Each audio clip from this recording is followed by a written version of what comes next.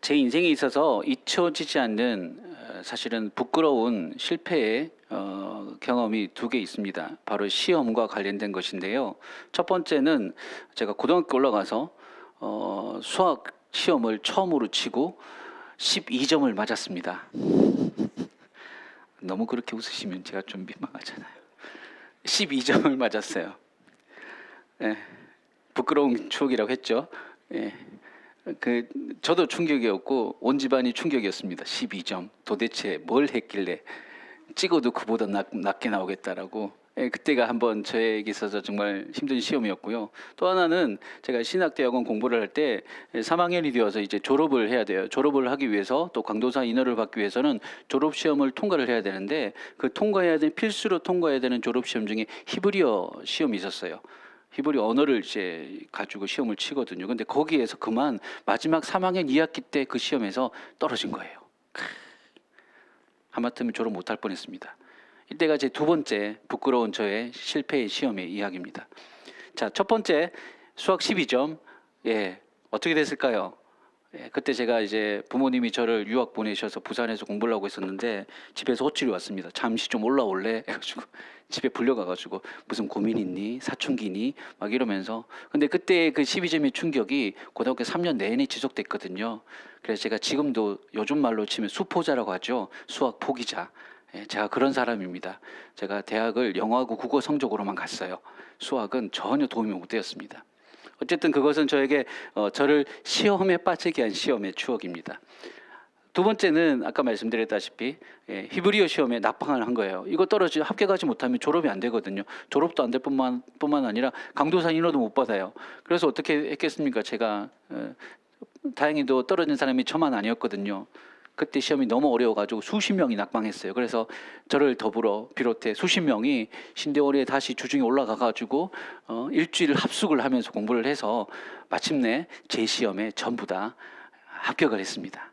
그래서 제가 이렇게 목사가 되었죠. 안 그랬으면 큰일 날 뻔했습니다. 이 두 번째 시험에서 저는 아무리 어려워도 그래도 열심히 하면 방법이 있구나. 교수님이 제 시험을 이제 허락해 주시고 조개를 붙여가지고 일주일 동안 아주 스파르타식으로 특강을 시키셨거든요. 그 특강 듣고 시험 쳐서 합격한 거였어요. 아무리 어려운 시험이라도 그렇게 열심히 한번 해보려고 하면 그래도 길이 있구나라는 것을 깨닫게 한 시험이 두 번째 시험이었습니다. 여러분 인생에 있어서는 어떤 시험이 있었습니까? 오히려 그 시험으로 인해서 성장했던 일들도 있었을 것이고 시험 때문에 좌절하고 낙심해서 그 트라우마가 아직까지 있는 분들도 계실지 모르겠습니다. 오늘 본문에서도요, 예수님이 시험 받으시는 이야기가 나옵니다. 요단강에서 세례 요한에게 세례를 받으신 후에 이제 공생의 사역을 시작하셔야 되는데 사람들에게 무리들에게 가신 것이 아니라 성령에게 이끌리셔서 광야로 가십니다. 아무도 없는 광야에서 홀로 40일 금식하시면서 그곳에서 마귀에게 시험을 받으십니다. 이건 마치 여러분 이 40일을 금식하면서 시험을 받았다라는 이야기는요, 과거에 이스라엘 백성들이 출애굽을 해가지고 광야에서 40년의 기간을 시험의 기간으로 보냈잖아요. 그거를 상기시키는 이야기라는 겁니다. 과거의 이스라엘 백성들은요, 그 40년이라는 그 광야의 시험 기간을 통과했습니까? 아니요, 실패했어요. 그래서 하나님께 순종의 고백을 했던 요수아와 갈렙을 제외하고 모든 이스라엘 백성들은 40년의 광야 생활 동안 다 그곳에서 죽었습니다. 그런데 오늘 예수님께서는 광야에서 이스라엘을 대표하고 온 인류를 대표해서 사단에게 맞서서 40일 동안 금식하시면서 시험을 받으셨지만 예수님께서는 마귀의 세 번의 시험을 모두 이기고 승리하셨습니다. 자, 여러분, 오늘 본문에 나오는 이 예수님의 시험 이야기가, 예수님이 승리하신 시험 이야기가 과연 저와 우리 모두에게 어떤 교훈을 주는 것일까요? 오늘 이 본문을 가지고 우리는 어떻게 삶에서 적용을 해볼 수 있을까요? 두 가지로 한번 살펴보려고 합니다. 첫 번째는 우리의 삶에도 시험하는 자가 반드시 찾아온다는 겁니다. 하나님의 아들로서 예수님이 받으시는 시험 같은 그런 시험은 아니라 할지라도요, 마귀는 오늘날도 성도가 믿음의 길을 걷는 것을 방해하고자 또 우리의 길에서 낙오시키기 위해서 여전히 활발히 활동을 하고 있습니다. 그래서 베드로는 베드로전서 5장 8절에서 우리 대적 마귀가 우는 사자같이 두루다니며 삼킬 자를 찾고 있다고, 그러니 근신하고 깨어 있어야 한다고 우리에게 경고하기도 했지요. 여러분, 성경에서 이 마귀 또는 사탄이라고 불리는 이 존재는요, 사실 이 마귀, 사탄 다른 것 같지만 똑같은 존재예요. 이름인데 사탄은 히브리어예요. 그런데 이 사탄을 헬라어로 번역하는데 헬라어로 번역하면서 헬라어의 디아볼로라고 번역을 했거든요. 똑같은 단어인데 히브리어로는 사탄인데 헬라어로는 디아볼로를 한글 성경에서 마귀라고 번역했어요. 그러니까 사탄하고 마귀는 똑같은 이름인데 히브리어고 헬라어다, 이렇게 보시면 되는 거예요. 어쨌든 이 사탄 마귀가 하나님을 대적하는 영적인 존재인데 하나님께서 택한 자녀들인 우리들을 언제든 비방하고 중상모략을 해서 무너지게 하는 게 본업인 자입니다. 무엇보다 이 마귀는 우리에 대해서 너무나도 속속들이 잘 알고 있습니다. 우리가 무엇을 필요로 하는지, 또 우리가 제일 약한 부분이 무엇인지, 사실 어떤 부분에 있어서는 우리가 아는 것보다 더 이 마귀가 우리에 대해서 더 잘 알고 있어요. 그래서 여러분, 오늘 본문에 보시면 예수님이 당하신 세 가지 시험 중에 첫 번째로 당한 시험이 무엇입니까? 정말 40일을 광야에서 금식하시면서 가장 굶주리셨을 때 예수님이 가장 약한 부분을 가지고 첫 번째 시험을 건 거예요. 뭐라고 했습니까? 눈앞에는 돌덩이를 명해서 떡이 되게 하라. 네가 만일 하나님의 아들이거든, 이건 충분히 할 수 있는 거잖아 라고 하면서 기적을 일으키라고 부추겼어요. 근데 이런 식으로 예수님의 가장 연약했을 때 가장 약한 부분을 공격하는 그 사탄의 그 전략은요, 우리에게도 동일합니다. 지금도 우리가 가장 공고할 때, 가장 힘들 때, 어려울 때, 그때 바로 우리의 약점을 잡고 흔드는 것이 사탄의 일입니다. 사탄에게는요, 뭐 페어플레이 이런 거 필요 없어요. 어떤 수단과 방법을 다 써서 뒤통수를 치고 사기를 치고 온갖 수단과 방법을 동원해서 믿는 사람들을 넘어뜨리려고 하는 겁니다. 그래서 당장 우리 눈앞에 지금 먹고 살 문제가 목구멍이 포도청이라고 지금 먹어야 되고 살아야 되는데, 당장 그런 문제들 또 어떻게 하면 살아가는데, 또 혼자 살지 않잖아요. 어울려 살아가는데 남들하고 비교해서 그래도 내가 모양새가 좀 빠지지 않게 그렇게 좀 남들보다 더 나은 것들을 가지고 싶어하는 그 욕구들, 그런 것들을 메어서 그것들 하나하나 해결하고 살아가느라고 정작 하나님을 섬기고 하나님의 뜻을 행하는 일들을 소홀히 하게 만들어요. 물론 당장 눈앞에 닥쳐진 문제들, 먹고 살아야 되는데 먹을 것이 없고 살 것이 없으면 일을 하고 돈을 벌어야 되는데 그건 중요합니다. 그게 중요하지 않다는 얘기가 아니에요. 그런데 그것을 하느라고 다른 것을 버리는 게 문제죠. 하나님의 자녀들이 하나님의 뜻을 행하는 데서 얻는 기쁨과 만족을 누리며 살아가야 되는데, 그거는 그냥 모른 새 그냥 내팽개쳐버리고 잊어버리고 외면해버리고 그냥 그저 당장 눈앞에 닥쳐진 필요들을 채우는데 급급하고, 또 세상에 또 어떤 말초적인 어떤 기쁨과 만족을 더 그렇게 맛보고 추구하며 살아가도록 그렇게 만들어버리는 거예요. 그게 바로 사탄의 전략입니다. 예수님 말씀처럼 사람이 떡으로만 살 수 없고 다른 어떤 더 위대하고 더 아름답고 더 풍성한 가치들을 누리면서 살도록 지원받은 게 우리 인간인데, 단지 육체적인 욕망과 욕구만 충족하면 된다라는 식으로 그렇게 떡만 먹고 살라라고 그렇게 유혹하는 것이 사단입니다. 마치 어떤 거냐면요, 여러분, 독수리가 있어요. 독수리는 어디를 날아야 돼요? 창공을 날개치면서 날아야 돼요. 근데 화면에 한번 띄워주시겠어요? 닭장 안에 독수리를 키웁니다. 그래서 눈앞에 먹을 것이 떨어져서 먹을 거네, 맛있네, 콕콕 주워 먹고, 독수리인데 닭처럼 살게 해요. 이게 그냥 다들 이렇게 산다고 그렇게 만들어 버립니다.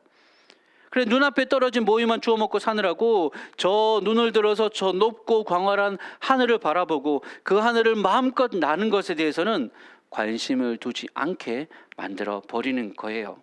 이게 마귀가 우리 삶에 만들어 놓는 시험이고 덫입니다.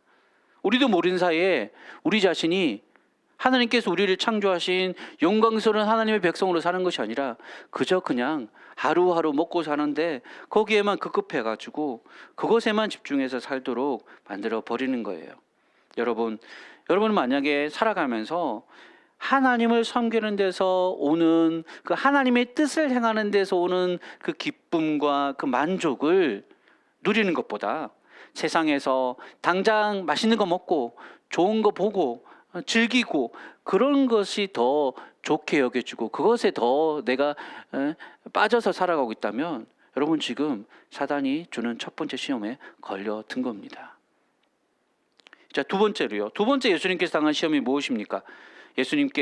마귀가 예수님을 데리고 높은 데로 가서 천하만국을 다 보여줍니다. 그 권세와 그 영광. 여기서 천하만국은요, 당시에 가장 그 위대했던 그 로마 제국을 뜻하는 거라고 학자들이 주로 보고 있어요. 그 로마 제국 황제가 누리던 그 엄청난 위세와 영광과 위엄, 그것들을 보여주면서 말합니다. 이게 다 내가 가진 건데, 네가 만약 나에게 절하고, 여기서 절한다는 표현은요, 경배한다는 의미거든요. 내게 절하면 이 모든 영광이 네 것이 될 거야.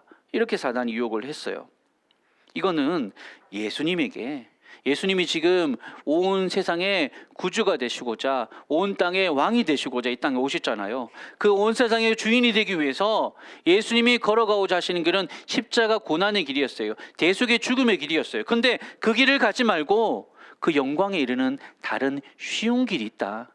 나하고 잘 협상하고 내 편이 되면 더 쉬운 길이 있어 라고 쉽고 편한 편법을 제시하고 있는 거예요.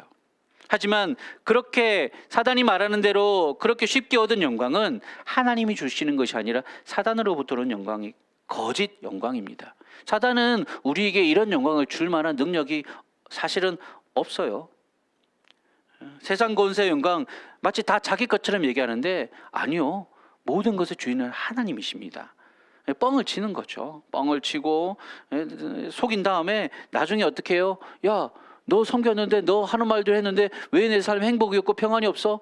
몰라. 이게 전형적인 마귀의 수법입니다.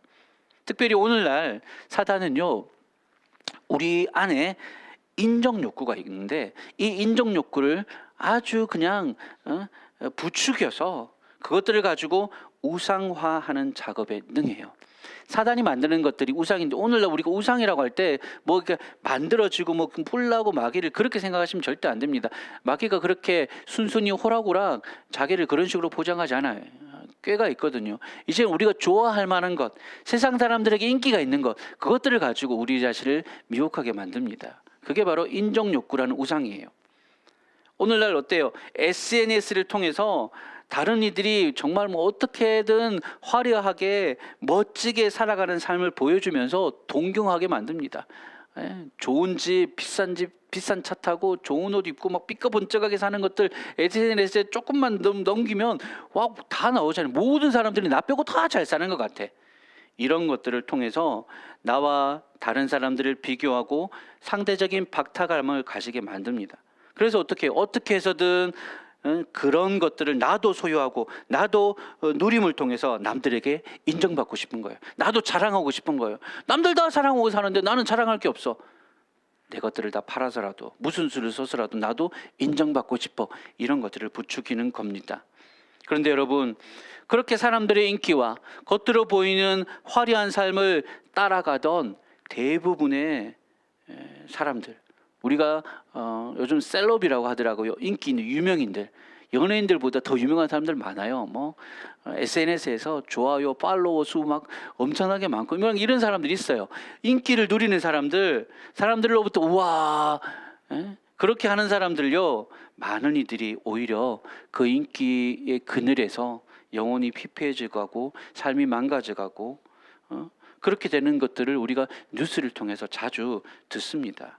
그런 거예요. 결국 그렇게 남들의 이목과 그 인정 욕구에 끌려서 그것이 우상되어서 그렇게 살아가는 삶의 끝에 남는 것은 깊은 허탈감과 공허함밖에 없습니다. 때때로는 그 허무함이 공격성으로 돌변하면요, 그 공격성이 자기를 향하게 될 때 자기 스스로를 해하게 되고요, 공격성이 남을 향하게 되면 그것이 폭력적인, 주위에서 발생하는 요즘 묻지마 폭력 있잖아요. 엄청난 사건들, 도대체 말도 안 되는 일들을 우리가 뉴스를 통해서 보고 있지 않습니까? 마귀는 우리가 생각하는 것보다 훨씬 지금도 우리 가까이에서 활동하고 있다는 사실을 우리가 깨달아야 됩니다. 예수님이 당하신 마지막 세 번째 고난은 어떠했습니까? 이건 훨씬 더 앞에 두 개보다도 훨씬 더 교묘했습니다. 왜냐하면 이 시험의 장소가 거룩한 곳 성전이었기 때문입니다. 마귀가 하나님의 거룩한 성전에까지 들어오는 겁니다. 예루살렘 꼭대기에 예수님을 세워놓고는 게다가 뭐라고 말하냐면, 이제는 예수님이 앞서서 성경 말씀 인용했더니 마귀도 예수님 따라해서 성경 말씀, 이게 시편 91편 말씀이거든요. 성경 말씀을 가지고 와서, 야, 성경에서 이렇게 하라고 했잖아, 이렇게 해준다고 했으니까 여기서 한번 너 뛰어내려봐, 하나님이 다 약속으로 지켜주실 거야, 이렇게 유혹을 했던 겁니다. 높은 곳에서 뛰어내려서 하나님의 아들로서 네 능력을 증명해 보아라 라고 하는 거예요. 이러한 사단의 유혹은요, 여러분, 지금도 여전히 교회 안에서 성도들을 미혹해서 하나님에 대한 의심을, 또 불신을 부추깁니다. 정말 하나님이 널 사랑하시는지, 정말 하나님이 네 기도 응답하시는지 한번 시험해봐 라고 하는 거죠. 내 뜻을 위해 하나님을 시험하게끔 만들어 놓는다는 거예요. 이게 무슨 말이냐면요, 예를 들어 이런 겁니다. 여러분, 하나님 믿는 자에게 형통의 복을 허락해 주시겠다고 하셨죠? 이번에 제가 지금 야심차게 사업을 하나 시작하는데 하나님 이거 무조건 잘 되게 해주셔야 됩니다. 여기에 제가 투자한 게 얼마인데 이거 안 되면 정말 큰일 나요. 하나님, 제 맘 아시죠? 말씀하셨잖아요. 내게 능력 주시는 자 안에서 내가 모든 것을 할 수 있다고 하셨죠? 하나님, 제게 모든 것을 할 수 있는 능력을 주십시오. 이렇게 기도하는 거예요.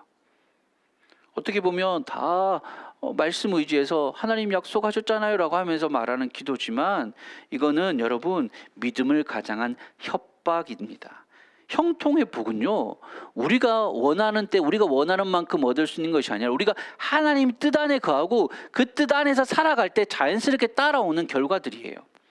또 바울이 이렇게 말했죠. 내게 능력 주시는 자 안에서 내가 모든 것을 할 수 있다고. 이거는요, 그냥 요술방망이처럼 하나님 내가 할 수 있는 모든 것에 다 능력 주셔서 하게 하신다, 이런 얘기가 아니에요. 여기서 말하는 모든 것에는 높아지는 것뿐만 아니라 낮아지는 것, 가난해지는 것, 궁핍해지는 것까지 다 포함되는 거예요. 내게 어떤 상황이 주어질지라도 잘 되든지 망하든지 성공하든지 실패하든지 그 모든 것을 내게 능력 주시는 자 안에서 내가 감당해낼 수 있습니다라는 게 바울의 원래 고백이거든요. 근데 그걸 살짝 비틀어 버리는 거죠. 이렇게 말했잖아 라고 하면서. 사실 오늘 본문에서도 하나님이 너를 위하여 사자들을 명하사 너를 지키게 하시리라, 하나님이 지켜주신다는 약속을 들이밀잖아요, 사탄이. 근데 이게 시편 91편 본문을 살짝 비튼 거예요. 무엇을 뺐냐 하면요, 본문에서 그 사자들을 명하사 네 모든 길에서 너를 지키게 하리라 했거든요. 여기서 네 모든 길은 뭐냐면, 그 앞서서 91편 앞에서 하나님 앞에서 의롭게 살아가고자 하는 시편 기자의 고백이 나와요. 내가 하나님 앞에서 정말 의롭게 살고 싶습니다 라고 하면 하나님이, 그래, 너의 모든 그 의로운 믿음의 길, 헌신의 길, 수고의 길, 그 길에서 하나님이 지켜주신다, 그 고백이거든요. 근데 이 말씀 어디에 높은 데서 떨어져도 지켜줄게 이런 게 어디 있어요? 없잖아요. 교묘하게 말씀을 단어 몇 개 빼버리고 왜곡시켜서 사단은 오늘 또 우리에게 시험하고자 하는 겁니다. 개인적인 욕망으로 하나님의 말씀을 오독하고 또 그것으로 하나님께 흥정하려고 해서는 절대 안 됩니다. 내가 주님께 순종하고 섬겨야지 주님이 나를 섬기도록 그렇게 만들려고 해서는 안 되는 거예요. 여러분, 우리 하나님은 시험의 대상이 아니라 절대적인 순종의 대상이 되는 줄로 믿으시기 바랍니다. 이렇게 여러분, 이 사단이 오늘 예수님에게 했던 세 가지 시험 같은 다양하고 전방위적인 방법을 동원해서 지금도 오늘날 이 시대를 살아가고 있는 우리 믿는 성도들을 시험해서 잘못된 길로 또 파멸의 길로 빠지도록 만들고 있습니다. 이미 지금 우리 주변에서 그런 것들을 많이 보고 있습니다. 교회 다닌다고 하는데 사람들이 무슨 이렇게 폭력적이고 이렇게 사람들에게 지탄을 받는 모습을 볼 수가 없어요. 마귀의 미혹에 넘어가는 겁니다. 여러분, 사탄은 우리 가장 약한 부분들을 공격합니다. 허영심을 부추기고요, 교만함을 부추기고요, 인정욕구를 부추기고요, 그런 식으로 해서 늘 우리를 분쟁 가운데, 대립 가운데 두어서 하나님의 뜻대로 살아가고자, 그 하나님의 선하시고 기뻐하시고 온전한 뜻을 이루는 삶을 살지 못하도록 막아버리는 거죠. 저는 그래서 오늘 이 말씀이, 이 예수님이 당하신 세 가지 시험 이야기가 우리를 일깨워서 지금도 시험하는 자가 오늘도 우리의 삶에 찾아올 수 있다는 그 경각심을 가지고 살아야 된다고 믿습니다. 여전히 사단은 우리를 방문합니다. 예수님이 그 가장 힘들었을 때 예수님을 찾아왔던 것처럼 우리의 가장 어려울 때, 연약할 때 약점되는 부위를 건드리려고 찾아온다는 겁니다. 우리가 깨어 있어서 그것을 알고 있고 또 대비를 해야 된다는 것입니다. 감사하게도 오늘 본문이 우리에게 주는 두 번째 진리는 이 말씀을 통해서 오늘 살아가는 성도들이 어떻게 깨어 마귀를 대적하고 시험에 이길 수 있는지 그 방법까지도 우리는 배울 수 있어요. 두 번째는 무엇이냐면, 예수님께서 우리를 위해 시험을 이기는 방법을 알려주셨다는 겁니다. 오늘 본문에서 우리가 배울 수 있는 것은 바로 이겁니다. 예수님의 방법. 마치 이거는 시험 치기 전에 예비고사를 먼저 친 사람이 우리에게 모범 답안을 제시해 주는 것과도 같습니다. 오늘 본문에서 예수님은 마귀의 세 번의 시험을 모두 다 말씀, 구체적으로 말하면 신명기서에 나오는 말씀을 가지고 다 응답하셨어요. 첫 번째 시험에서는 신명기서 8장 3절을 인용하셨고, 두 번째에는 신명기 6장 13절, 마지막 세 번째는 신명기 6장 16절 말씀을 가지고 다 말씀을 가지고 와서 사단을 대적하였습니다. 말씀을 우리가 제대로 알고 삶 속에서 말씀을 암송하고, 그 말씀을 암송하는 것뿐만 아니라 말씀이 온전히 순종해서 따르고 그 말씀이 내 삶에 묻어나게 할 때 그 말씀이 나의 능력이 됩니다. 그리고 그 능력은 우리의 삶에서 마귀를 대적할 수 있는 겁니다. 에베소서 6장에 하나님 전신갑주 이야기가 나와요. 거기서 보면요, 이 말씀이 여러 가지 전신갑주의 내용 중에서 다 방어용 무기인데 하나가 공격용 무기예요. 그게 뭐냐면 바로 하나님의 성령의 검, 하나님의 말씀입니다. 에베소서 6장 16절 17절에 모든 것 위에 믿음의 방패를 가지고, 방패는 방어용 도구잖아요. 그리고 구원의 투구와 성령의 검, 곧 하나님의 말씀을 가지라. 말씀이 공격용 무기인 검인 겁니다. 사단을 대적하는 무기가 될 수 있는 겁니다. 우리가 성도들이 이 시대를 바로 분별해서 마귀의 괴계를 알아차리는 것만큼이나 하나님의 말씀에 깊이 사로잡혀서 말씀의 검이 우리 안에 날카롭게 서 있게 될 때 우리는 시험 가운데 이겨낼 수 있는 줄을 믿으시기 바랍니다. 사단이 우리를 공격한다는 것만 알아서는 안 돼요. 그것을 우리가 어떻게 효과적으로 대적할지를 알아야 돼요. 근데 그게 뭐냐? 말씀이에요. 그냥 말씀 성경책 들고 막 이런다고, 아니요. 그 정도가 아니에요. 우리가 말씀에 깊이 사로잡혀야 됩니다. 말씀이 내 안에 풍성이 들어있어야 됩니다. 언제든 필요할 때 적재적소에서 말씀이 내 입에서 튀어나올 수 있도록 내 안에 마치 사단과 싸우는 무기가 총이 있는데 그 총알이 말씀이에요. 총을 가지고 있는데 총알이 없이는 못 싸우죠. 그 말씀이 우리 삶의 총알처럼 충분히 장전되어 있어서 사단이 우리를 미혹하려 할 때, 우리 마음에 악한 생각 넣어줄 때, 우리의 삶에 우리를 흔들어대는 시험을 줄 때 그 말씀으로 이겨내시는 모든 성도들 되시기를 주의 이름으로 축원합니다. 아멘. 두 번째, 또 하나 더 있습니다. 시험을 이기신 예수님 자체가 시험당한 자들의 돌파구가 되신다는 거예요. 예수님은요, 사실 어떻게 보면 완전한 신적인 존재로서 사단에게 시험 받으실 필요가 없으신 분이십니다. 원래부터 이렇게 사람들이 오해하는 것 중에 하나가 선한 편에는 하나님이 있고 악한 편에는 사단이 있어서 뭔가 이렇게 대립되는 각도로 생각하실 수 있는데 그건 아니에요. 사단도 피조물일 뿐이고 창조주는 오직 하나님밖에 없습니다. 대적과 비교할 만한 대상이 아니에요. 예수님은 신적 존재로 하나님 아들로서 사단에게 시험 받으실 필요가 없어요, 사실은. 그런데 왜 여기서 이렇게 성령에게 끌리셔서 광야에서 시험을 받으셨느냐? 우리 때문이에요. 우리 때문에.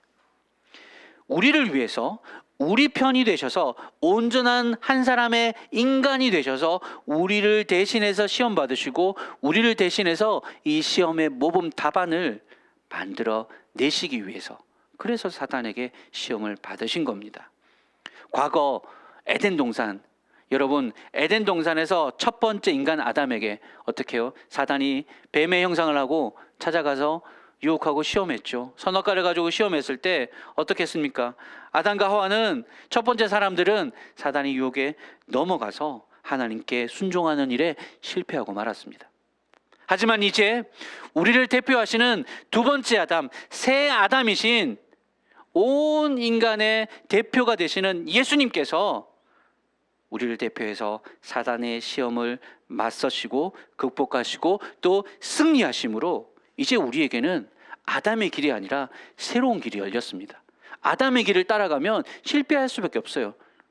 그렇지만 예수 그리스도께서 우리를 대표하여서 새 아담으로서 이루어내신 이 승리의 길을 따른다면 우리는 전혀 다른 삶을 살아갈 수 있게 되는 줄로 믿으시기 바랍니다. 그리스도 밖에 있었을 때 과거에는요, 우리는 사단이 시험을 걸면 속절없이 무너질 수밖에 없었어요. 우리에겐 답이 없거든요.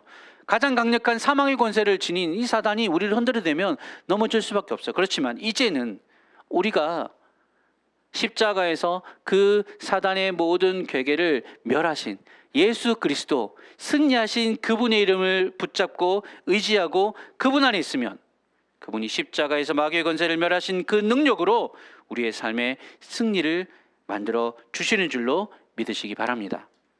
마귀를 우리의 능력이나 우리의 어떠함과 경험과 힘으로 싸우려고 하지 마십시오. 오직 마귀가 유혹하고 미혹하고 시험할 때 시험이구나, 이게 사단이 우리를 흔드는구나 라고 깨닫는 그 순간부터 즉시로 우리가 무엇을 해야 되느냐? 예수님께 달려나가야 됩니다. 예수님을 의지해야 됩니다. 그리스도의 능력을 덧입고 그분의 이름을 가지고 마귀를 대적하는 거예요. 왜냐하면 히브리서 2장 18절 말씀에 이렇게 하셨습니다. 그가 시험을 받아 고난을 당하셨은즉 시험 받는 자들을 능히 도우실 수 있느니라. 아멘이십니까?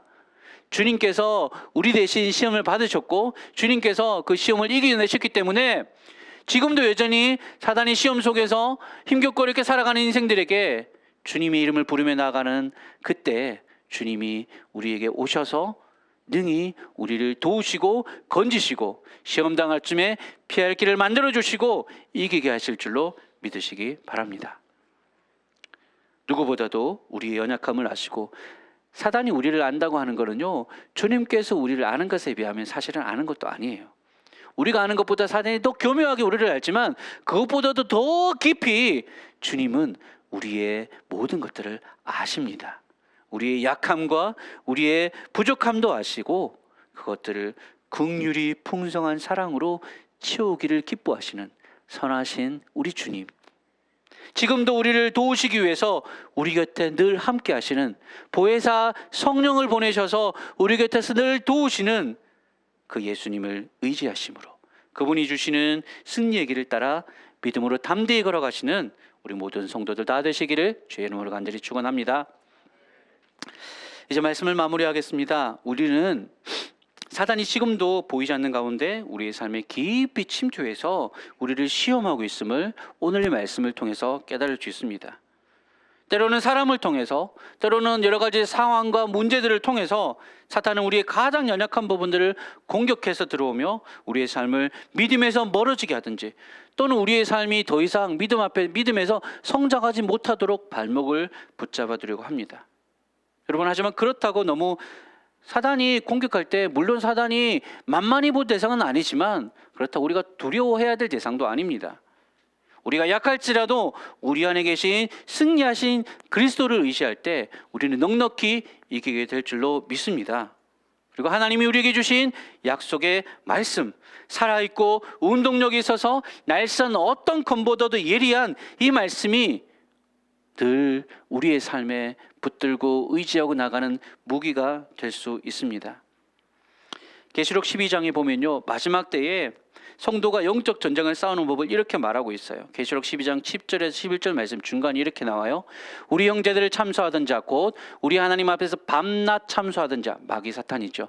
그가 쫓겨났고 또 우리 형제들이 어린 양의 피와 자기들이 증언하는 말씀으로써 그를 이겼으니 라고 했습니다. 성도가 이기는 길이 있어요. 성도가 승리할 수 있는 길이 있습니다. 참소하던 자를 쫓아내는 길이 있는데 그게 바로 어린 양의 피와 자기들이 증언하는 말씀으로 이겼다라고 했습니다.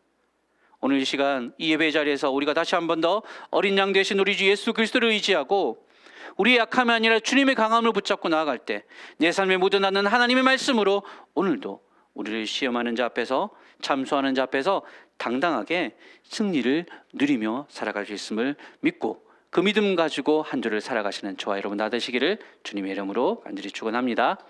아멘. 우리 말씀을 생각하시면서 함께 찬양하고 같이 기도하도록 하겠습니다. 사단이 우리의